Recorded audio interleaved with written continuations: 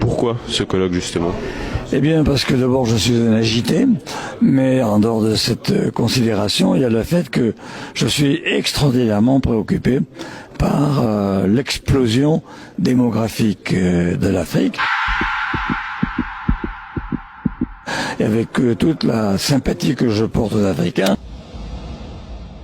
je crains que cela ne se traduise par un débordement humain, c'est-à-dire des courants migratoires écrasants et qui vont, je serai brutal, tuer la civilisation européenne. Parce que avoir 2 ou 3% d'Africains en Europe, c'est parfait. En avoir 30%, c'est la mort sans phrase. Alors je reviens un peu en arrière, j'ai écouté des intervenants avec sympathie, notamment Gourevitch, qui avait l'air de dire bon, ben, finalement le danger est lointain, il est plus mesuré. C'est pas vrai, le danger il est là, parce qu'en démographie, on peut faire des prévisions à peu près sûres à 30 ans. Mais nous sommes en 2015, 30 plus 2015, c'est 2045. Donc c'est demain en réalité. Le problème il n'est pas dans 3000 ans, il est dans 4 décennies. Et c'est la raison pour laquelle il faut réagir maintenant.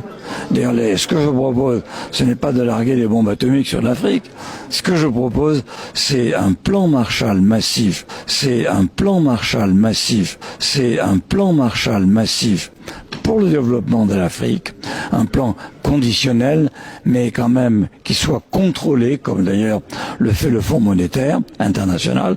Et deuxièmement, un programme massif visant à la libération de la femme africaine, visant à la libération de la femme africaine, visant à la libération de la femme africaine.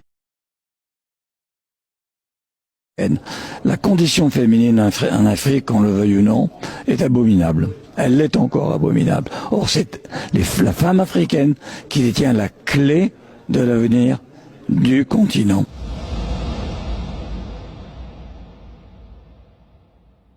Est-ce que c'est pas donner une réponse occidentale à un problème africain et justement rentrer dans les mêmes erreurs qu'il y a pu avoir pendant la colonisation? Vous avez tout à fait raison, c'est une réponse occidentale parce qu'il n'y en a pas d'autre.